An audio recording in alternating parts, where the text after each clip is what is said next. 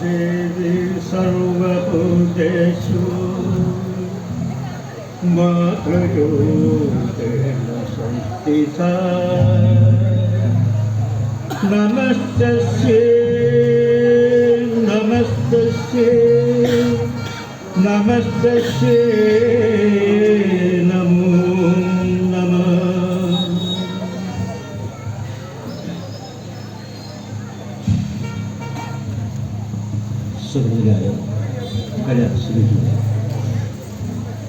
ചുള്ളിക്കുറുമ്പയോഗത്തിൻ്റെ ചെറിയ ഒരു കലാവിരുന്നാണ് ഞങ്ങളുടെ കാഴ്ചവെക്കുന്നത്. ഞങ്ങളുടെ ഈ കലാവിരുന്നിന് പല പോരായ്മകളും ഉണ്ട്, കുറ്റങ്ങളും കുറവുകളും ഒക്കെ ഉണ്ട്. അതെല്ലാം സദയം ക്ഷമിച്ച് ഞങ്ങളോടൊപ്പം സഹകരിക്കും എന്ന പ്രതീക്ഷയോടെ ഇതാ ആരംഭിക്കും.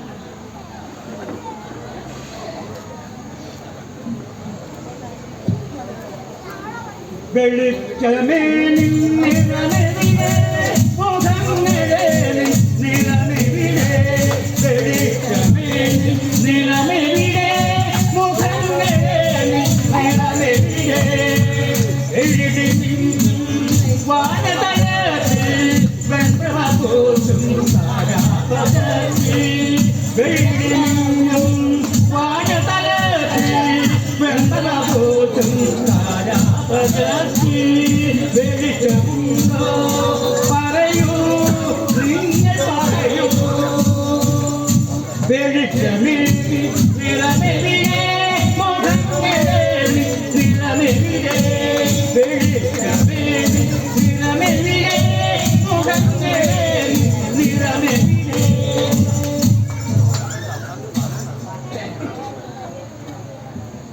അതാ അവിടെ ഒരു ജനക്കൂട്ടം കാണുന്നുണ്ട്. അവിടേക്ക് നമുക്കൊന്ന് പോയി നോക്കാം. ഇതാ അവിടെ ഒരുപാട് ജനം കൂടി നിൽക്കുന്നു. സൂക്ഷിച്ചു നോക്കൂ, അതൊരു ക്ഷേത്രമാണ്. ആ ക്ഷേത്രത്തിൽ അതാ പ്രാർത്ഥന നടത്തുന്നത്. നമുക്കും അതിൽ പങ്കുചേർക്കാം. അമ്മേ ഭഗവതി ലോകനാഥേ പദ്മേ അമ്മേ ഭഗവതി ലോകനാഥേ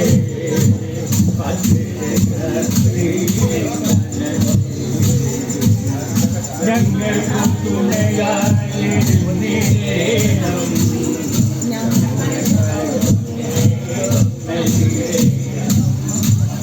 ഞങ്ങൾക്കും തുണയായി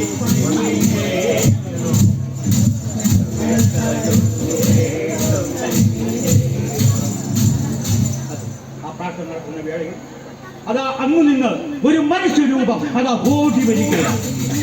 അതാ ഓടി അടുത്തെത്തി കഴിഞ്ഞിരിക്കുന്നു. ആ ക്ഷേത്രത്തിന്റെ മുമ്പിൽ എത്തിക്കഴിഞ്ഞിരിക്കുന്നു. പ്രാകൃതമായിട്ടുള്ള ഒരു രൂപം, ഒരു മനുഷ്യരൂപം എന്ന് പറയുന്നത് പ്രാകൃതമായി കണ്ടാൽ അകന്ന് മാറുന്ന രീതിയിലുള്ള ഒരു രൂപം ഇതാ ഓടി വരുന്നു. ക്ഷേത്രത്തിന്റെ മുമ്പിലെത്തി സൂക്ഷിച്ചു നോക്കി കണ്ടു എന്ന് വിളിച്ചുകൊണ്ട് അത് അക്ഷേത്രത്തിന് മുന്നിലേക്ക് പാഞ്ഞടിക്കുവാൻ ശ്രമിച്ചു. നിർഭാഗ്യമെന്ന് പറയട്ടെ, ഏറ്റവും വലിയ കാഴ്ച അതാ നിലം പതിച്ചു.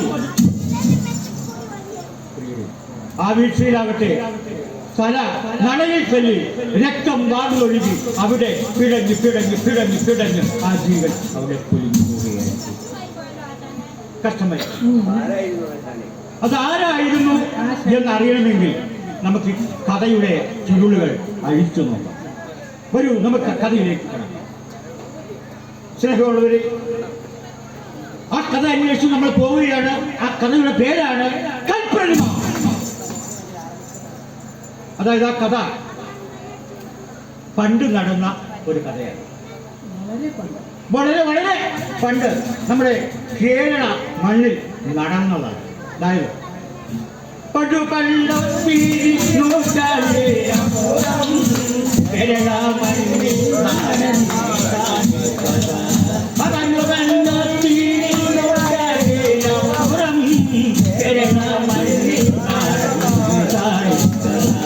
മുത്തശ്ശിയമ്മ പറഞ്ഞാണി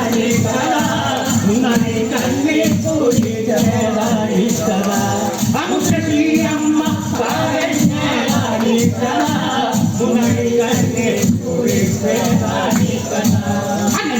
പണ്ടുപണ്ടൊക്കെ മൂക്കാട്ടിനപ്പുറം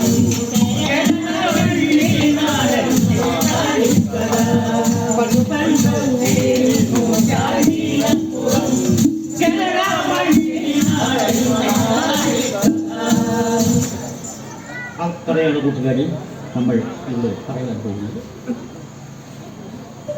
ഒരമ്മച്ചോട് ഇന്ന് പറയുന്നുണ്ട് കേട്ടോ. ഭക്തിയുള്ളതാവേണം പുരാണമായിരിക്കണം, ഭക്തിയുള്ളതാവേണം പുരാണമായിരിക്കണം. പക്ഷെ മറ്റൊരു കൂട്ടുകാരാ പറയുന്നു, നവീനാദ്രശ്യങ്ങൾ വേണം, ഭാഗ്യവും വേണം,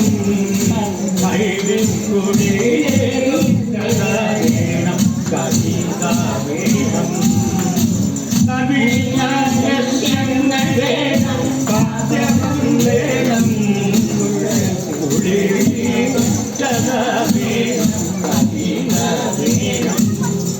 പിന്നെയോ പിന്നെ പ്രേമവും വേണം. ഇതൊക്കെയാണ് ഓരോരുത്തരുടെയും അഭിപ്രായങ്ങൾ. എന്നാൽ എല്ലാവരുടെയും ഇഷ്ടത്തിനൊക്കെ ഒരു കഥ അവതരിപ്പിക്കുവാൻ ഞങ്ങളെ അസാധ്യമാണ്. അതുകൊണ്ട് ഒരു കൊച്ചു കഥ ഇവിടെ അവതരിപ്പിക്കുവാൻ ഞങ്ങൾ ആഗ്രഹിക്കുന്നു. അത് പറയുന്നു. അങ്ങോട്ട് നോക്കൂ, സൂക്ഷിച്ചു നോക്കൂ. ആ കുന്നിന്റെ നിറയിൽ ആനയ്ക്ക് നെറ്റിപ്പട്ടം ചാർത്തിയതുപോലെ പച്ചപ്പരവലാതെ വിരിച്ചു കേൾക്കുന്ന ഒരു പ്രദേശം, ഒരു കുന്ന്. ആ കുന്നിന്റെ നിരൂകയിൽ ആനയ്ക്ക് നെറ്റിപ്പട്ടം ചാർത്തിയതുപോലെ ഭംഗിയുള്ള പ്രകൃതി രമണീയമായിട്ടുള്ള ഒരു കൊച്ചു ഗ്രാമം. ആ കൊച്ചു ഗ്രാമത്തിന്റെ അടിവാരത്തായി ആ 2 കുടിലുകൾ കാണുന്നുണ്ട്. കേട്ടോ, 2 കുടിലുകൾ. അതിലാരൊക്കെയാണ് താമസിക്കുന്നത് എന്ന് നമുക്ക് നോക്കാം. അതിനോടൊപ്പം ലക്ഷ്മി അമ്മയും കാത്തു എന്ന പേരുള്ള ഒരു കൊച്ചുകുട്ടിയും താമസിക്കും. മറ്റേതിലോ ഭദ്രനും അമ്മയും അല്ലാതെ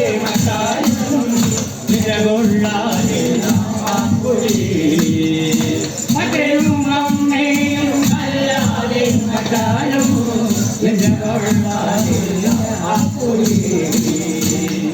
അതെ, അങ്ങനെ ആ 2 കുടുംബവും 2 കുടുംബവും തങ്ങളെ തങ്ങളെ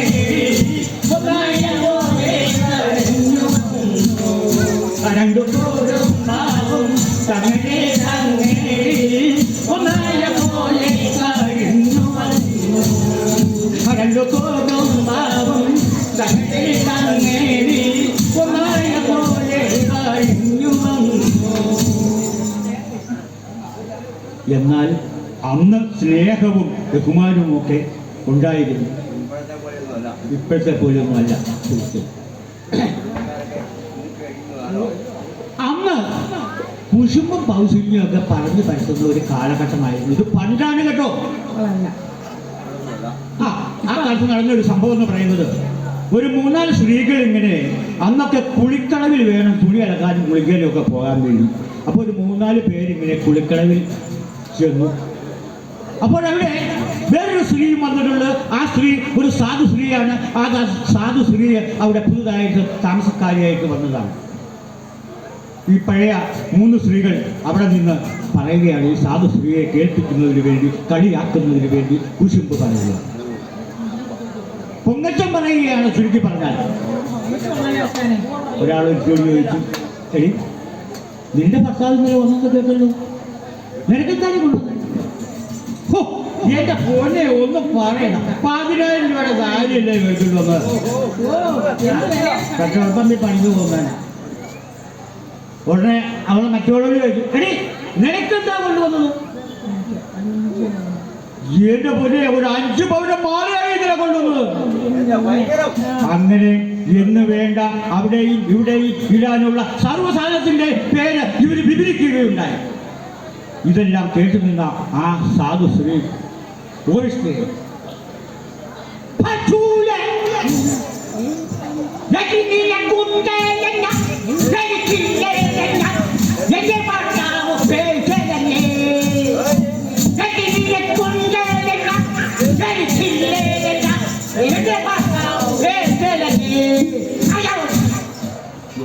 തട്ടി വിട്ടതാ. അതോടുകൂടി അവരെ മിണ്ടാട്ടം പൊങ്ങച്ചം പറച്ചിരുന്നു. അപ്പൊ അങ്ങനെയുള്ള ആളുകളും അന്നുണ്ടായിരുന്നു. ഇവരെ പോലെ ഒന്നായി ജീവിച്ചിരുന്ന കുടുംബങ്ങളും ഉണ്ടായിരുന്നു. അങ്ങനെ അവർ സന്തോഷമായി കഴിയുന്ന കാലഘട്ടത്തിൽ അവരുടെ ആ ലക്ഷ്മി അമ്മയ്ക്ക് കാശുമില്ല. അമ്മ ലക്ഷ്മി അമ്മയ്ക്ക് ദീനം പിടിവെച്ചു. ആശുപത്രിയിലൊക്കെ കൊണ്ടുപോയി. പക്ഷെ അന്നത്തെ കാലത്ത് ആശുപത്രിയിലൊക്കെ ചെന്നാൽ ആര് തിരിഞ്ഞു നോക്കാൻ? പാവപ്പെട്ടവർ ചെന്നാൽ തിരിഞ്ഞു നോക്കുവോ? അത് തന്നെയാണോ?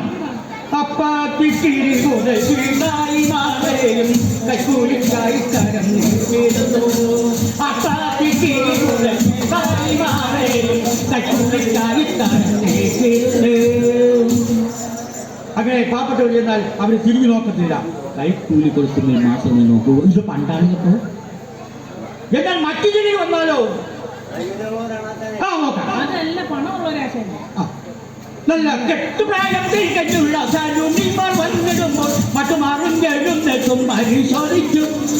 കെട്ടുപ്രായത്തിൽ കെട്ടുള്ള തരുണിമാർ വന്നിടുമ്പോൾ മറ്റുമാറും പരിശോധിച്ചു. ആതുരശാലകളിതമായ സാധുജനങ്ങൾ വെറും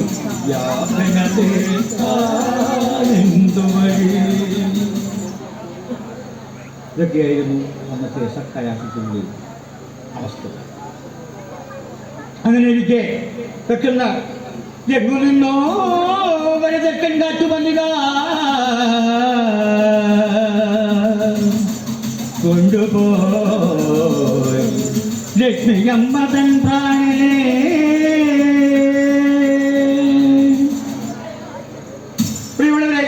ആ കൊച്ചു ബാലികയെ ഒറ്റയ്ക്കാക്കിക്കൊണ്ട് ആ മാതാവ് അതാ ആ ഈ ലോകത്തോട് വിട പറഞ്ഞിരിക്കുകയാണ്. ആ കൊച്ചു കുഞ്ഞാകട്ടെ തേങ്ങി തേങ്ങി കരഞ്ഞുകൊണ്ട് അവിടെ ഇരിക്കുകയാണ്.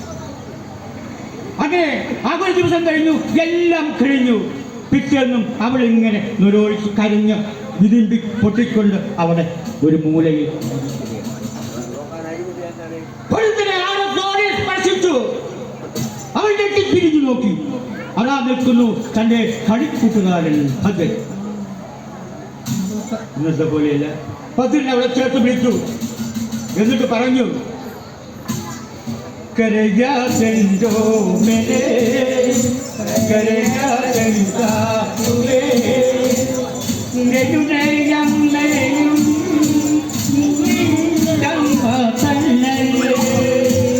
കരയാതെന്താ കരയാതെന്തോ മേലെ നെടുനേയമ്മയും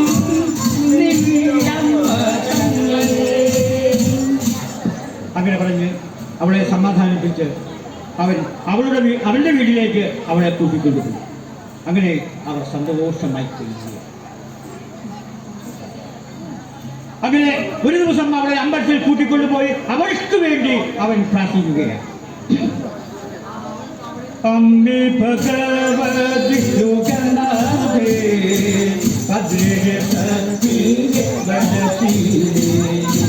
അമ്മേ ഭഗവതി സുഗന്ധേ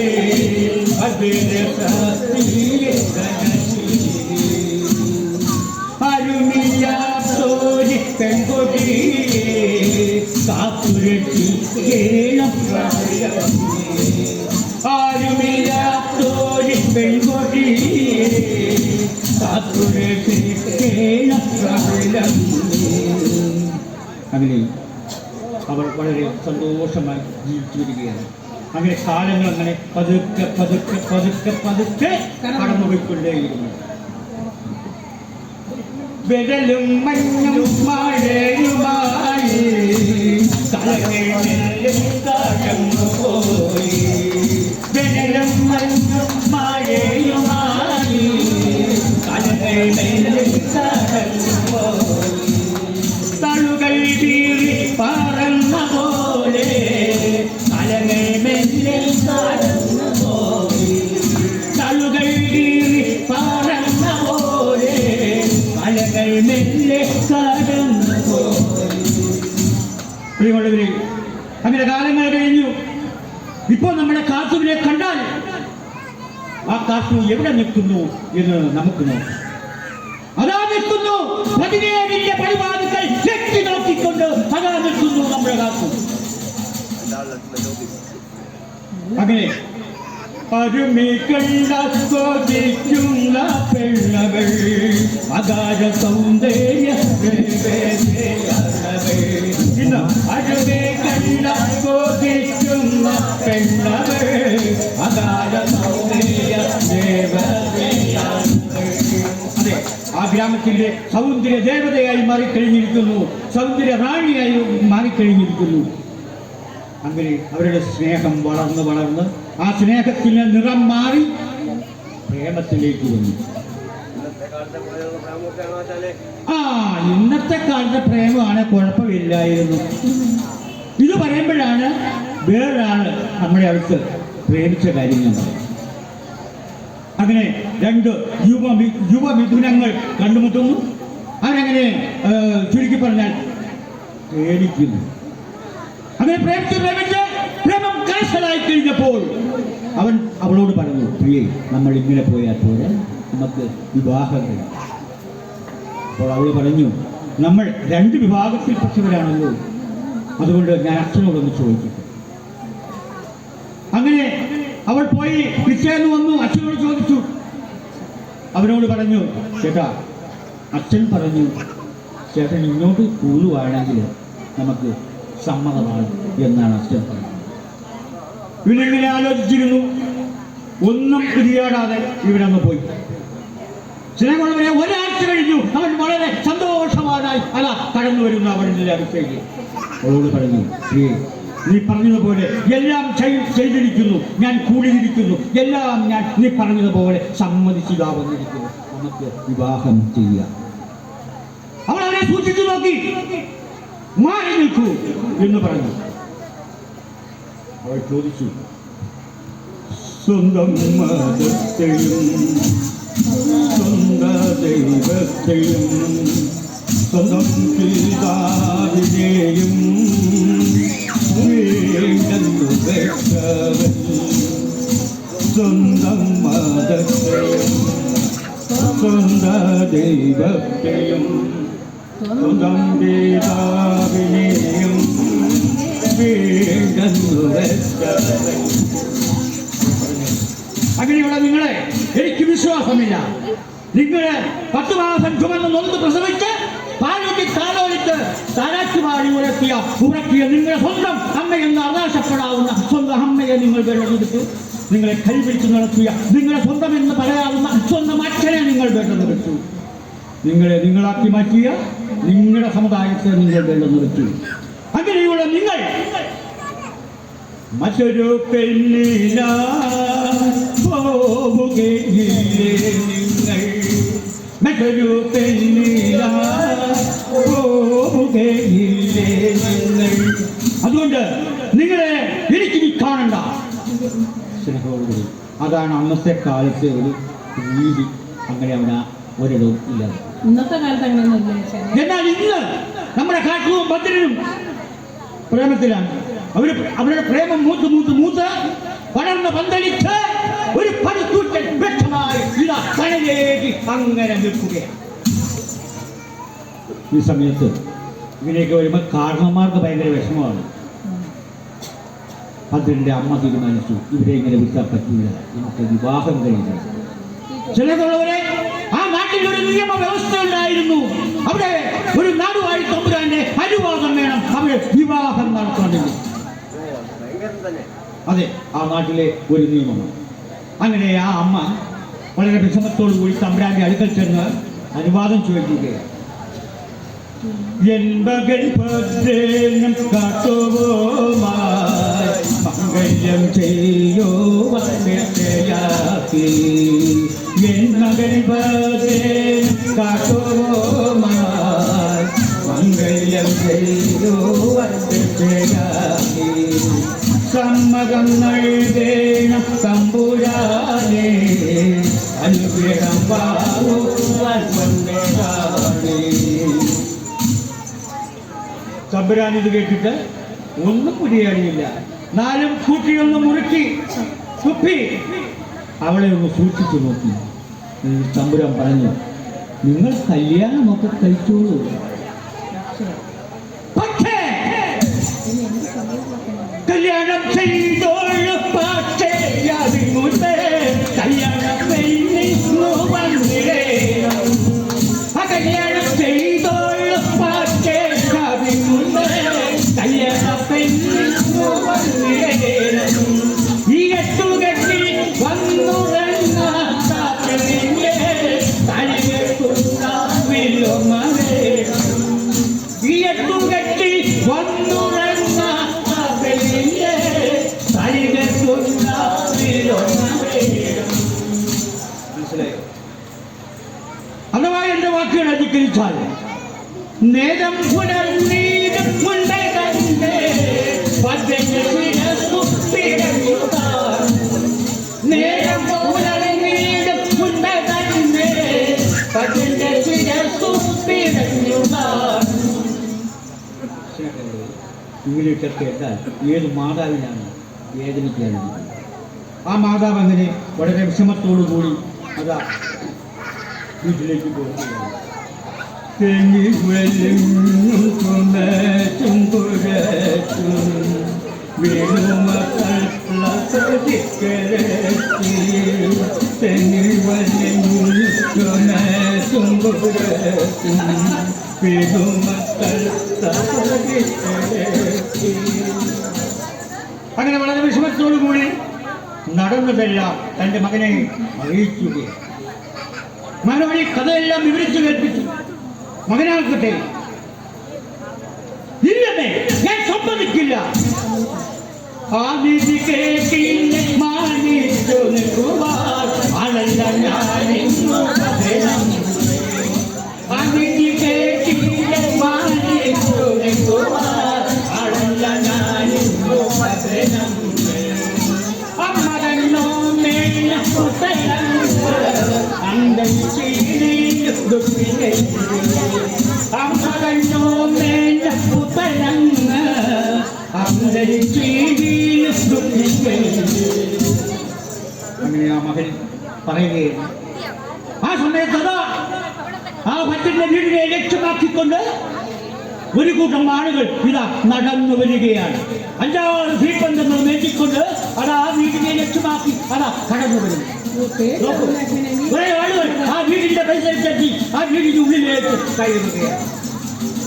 ഈ സമയത്താകട്ടെ അവളാകട്ടെ ഭയന്ന് വിറച്ച് പുരയുടെ കൊണ്ടാകി പറ്റി പരിശ്രമിക്കുകയാണ്. പുരയുടെ കൊണ്ടാകി പറ്റി പരിശ്രമിക്കുകയാണ്. അക്കാരണവരാകട്ടെ അതൊന്നും ചെവിക്കൊള്ളുന്നില്ല. അതാ അവളെ കടന്നു പിടിക്കുകയാണ്. പറ്റിനെ ഒരു കൂട്ടം ജനങ്ങൾ പിടിച്ചു നോക്കിയിരിക്കുന്നു. പറ്റിനെ പിടിച്ചു മാറ്റിയിരിക്കുന്നു. അമ്മയെ പിടിച്ചു മാറ്റിയിരിക്കുന്നു. ഈ ചക്രം നോക്കി ആ കാരണവർ അവളെ കടന്നു പിടിക്കുകയാണ്. ഇതാ അവരെ ഭയങ്കര മൽപിടുത്തം നടക്കുന്നു. അവരെ അപ്പഴേ ഒരു വശത്തെ പറ്റിൽ ഇപ്പഴേ കാട്ടു അതാ മൽപിടുത്തം നടത്തുകയാണ്. ഒരു ചക്രമായി മാറിക്കഴിഞ്ഞിരിക്കുന്നു. ഭീകര അന്തരീക്ഷമാണ് അവിടെ. ഒരു പടലങ്ങൾ ഇതാ പറന്നു പോകുന്നു. പെട്ടെന്ന് അവൾ തളർന്നു. ബലിഷ്ഠമായ കരങ്ങൾക്കുള്ളിൽ അതാ അവൾ ഞെരിഞ്ഞ് അമരുകയാണ്. ഈ സമയത്താകട്ടെ ഭദ്രൻ എങ്ങനെയോ കുതിരി മാറി. തുടരുത പെണ്ണിനെ നലറി ഭദ്രൻ പിടിവിട്ടു മുമ്പോട്ട് പായുകയാണ്. ഈ സമയത്തെന്ന് ഒന്ന് ഉയർന്നതാണ്. ഭദ്രന്റെ ശിരസിൽ പതിച്ചു. ഭദ്രൻ ബോധരഹിതനായി നിലം പതിച്ചു. അങ്ങനെ മിനിറ്റുകൾ, സെക്കൻഡുകൾ, മണിക്കൂറുകൾ അങ്ങനെ കടന്നു. അവൻ കുറെ കഴിഞ്ഞ് എഴുന്നേറ്റ് നോക്കി. അവിടെ എല്ലാം പരതി, ആരുമേ കാണുന്നില്ല. അവിടെ ഒന്നും, എല്ലാം ശൂന്യം, ഒന്നുമില്ല. അവൻ കാറ്റുവേ എന്ന് വിളിച്ചുകൊണ്ട് അതാ കരഞ്ഞു വിളിച്ച് നടക്കുന്നു. ചിലപ്പോൾ അവന് വേണ്ടി ഒരു തുള്ളി കണ്ണീർ പൊഴിച്ചിടാൻ അവിടെങ്ങും ആരും കണ്ടതില്ല. ഒരു തുള്ളി കണ്ണീർ പൊഴിച്ചിടാൻ അവിടെങ്ങും ആരും കണ്ടതില്ല. അങ്ങനെ കാട്ടുവേ എന്ന് വിളിച്ചുകൊണ്ട് അവൻ അതിലെല്ലാം കണ്ടു നടക്കുകയാണ്. അത് ആ മുറ്റത്തിന്റെ ഒരു കോണിൽ അവൻ കണ്ടു. മുറ്റത്തിന്റെ ഒരു കോണിൽ ഒരു മരത്തിന്റെ ചുവട്ടിൽ വിവസ്ത്രയാക്കിക്കൊണ്ട് അവളെ ഇതാ പടിഞ്ഞു മുറിച്ചു നിർത്തിയിരിക്കുന്നു. അവൻ സൂക്ഷിച്ചു നോക്കി. അവളുടെ ശീർഷം ആറോടൊട്ടി ചേർന്ന് ഒഴിഞ്ഞു തൂങ്ങി കിടക്കുന്നു. അവൻ കുറച്ചു നേരം നോക്കിയിരുന്നു. അവനെല്ലാം മനസ്സിലായി. കാട്ടുവേ എന്ന് വിളിച്ചുകൊണ്ട് അവൻ ആ വനാന്തരങ്ങളിലേക്ക് ഇതാ പോവുകയാണ്. അവന്റെ വേദന ആ കാണണം പോലും മനസ്സിലാക്കി എന്നുള്ളത്. കാട്ടുവേ കാട്ടുവേ പാവിലെ മാത്രമായി കാണണം പോലും കാട്ടുവേ കാട്ടുവേ പാവിലെ മാത്രമായി കാണണം പോലും കാണണം പോലും ആ പാട്ടേക്ക് പാടി അവരുടെ സങ്കടം തിരിച്ചറിഞ്ഞു. അങ്ങനെ കുറെ കാലങ്ങൾക്ക് ശേഷം ഈ ഭദ്രനാകട്ടെ ഒരു മരത്തിന്റെ തണലിൽ വിശ്രമിച്ചിരിക്കുമ്പോൾ അതാ ഒരു കൊച്ചു സുന്ദരി പെണ്ണ് ഒരു കുടം വെള്ളവും എഴുതിക്കൊണ്ട് അതാ നടന്നു നീങ്ങുന്നു. അവൻ സൂക്ഷിച്ചു നോക്കി. അതെ, അതെന്റെ കാട്ടുവാണ്. കാട്ടു അവിടെ നിൽക്കൂ എന്ന് പറഞ്ഞുകൊണ്ട് അവൾ അതിന്റെ പുറകെ ചെന്നു. അവൾ തിരിഞ്ഞു നിന്ന് പറഞ്ഞു, എന്റെ പേര് കാട്ടു എന്നല്ല, ഞാൻ ഈ അടുത്ത് ഉള്ള ഇല്ലത്തിലെ കുട്ടിയാണ്. എന്റെ രോഹിണി എന്നാണ് എൻ്റെ പേര്. അവൻ സമ്മതിച്ചില്ല. അതെ, കാട്ടിന്റെ അതേ രൂപം, അതേ നടത്തും, അതുകൊണ്ട് നീ കാട്ടു തന്നെ. അങ്ങനെ അവർ പലവട്ടം കണ്ടുമുട്ടി. അങ്ങനെ കണ്ടുമുട്ടി അവർ പരിചയക്കാരായി സ്നേഹിതരായി. ഒരു ദിവസം അവളോട് അവൻ ചോദിച്ചു, പ്രിയേ രോഹിണി, എന്റെ കാട്ടുവിന്റെ ഒരു രൂപം നീ കണ്ണിലേക്ക് ഒന്ന് പകർത്തിയെടുക്കുന്നതിന് വേണ്ടി നിനക്കൊന്ന് സഹകരിക്കാമോ? അവൾ വിചാരിച്ചു, ഉപകാരമല്ലേ, ശരി, സമ്മതിച്ചു. അങ്ങനെ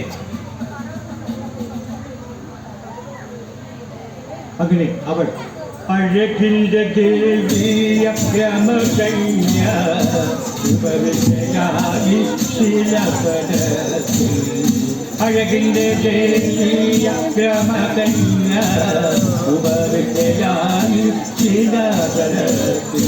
അങ്ങനെ അവൾ ആ കല്ലിന്റെ ചുവട്ടിൽ ഇരിക്കുകയാണ്. അവളെ നോക്കിക്കൊണ്ട് ഭദ്രനത ചിത്തിയമച്ചൻ മരിച്ചു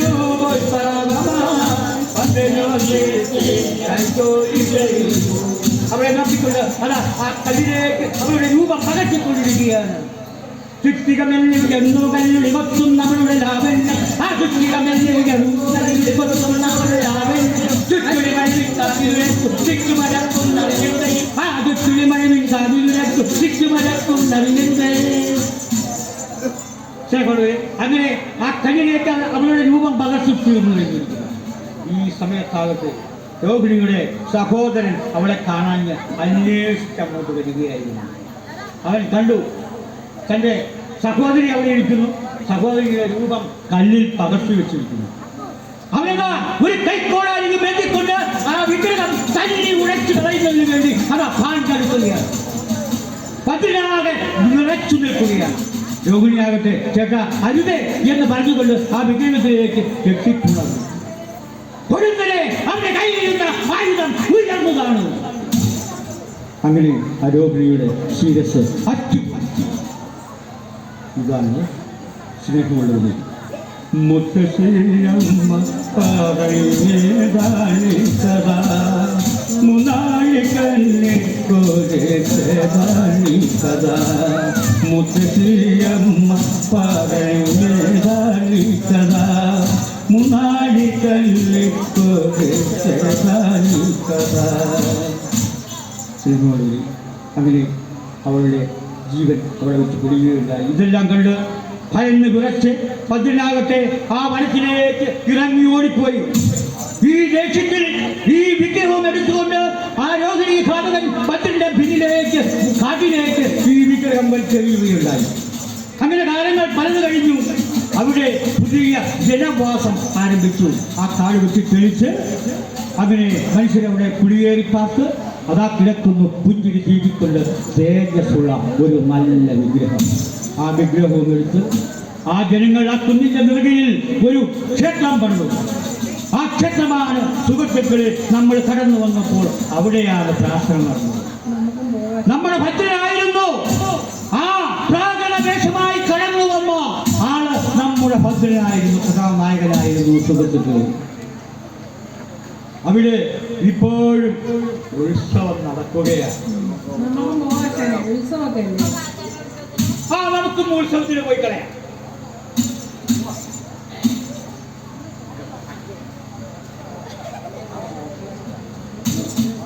അങ്ങനെ അവിടെ സ്നേഹമുള്ളൊരു ഉത്സവം നടത്തുകയാണ്. അവിടെ ഇപ്പോൾ തകൃതിയായിട്ട് ഉത്സവമേളങ്ങൾ ഇതാ നമ്മുടെ ക്ഷേത്രത്തിൽ നടക്കുന്നത് പോലെ ഉത്സവം നടക്കുന്നു. അവിടെ നമുക്ക് അവിടെ ഒന്ന് ചെന്ന് നോക്കാം.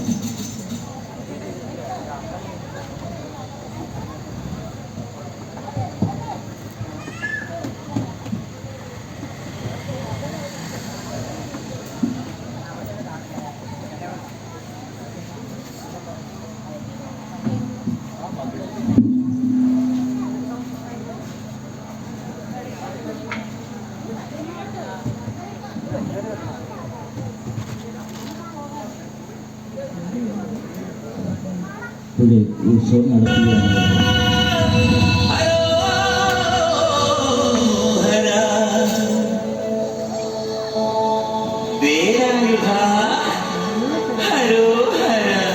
ഈ song mixed by DJ Sachu. KS.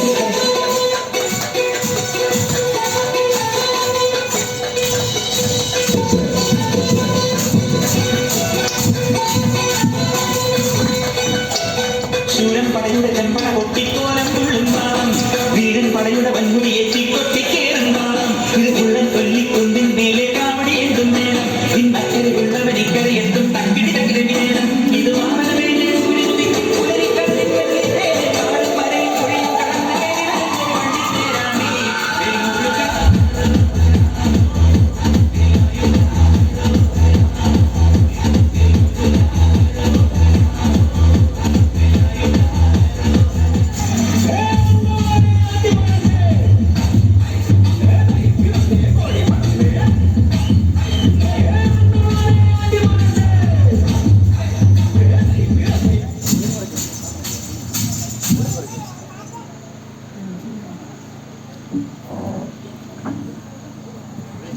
ഇക്കഥ കുഴപ്പമൊന്നുമായിരിക്കും.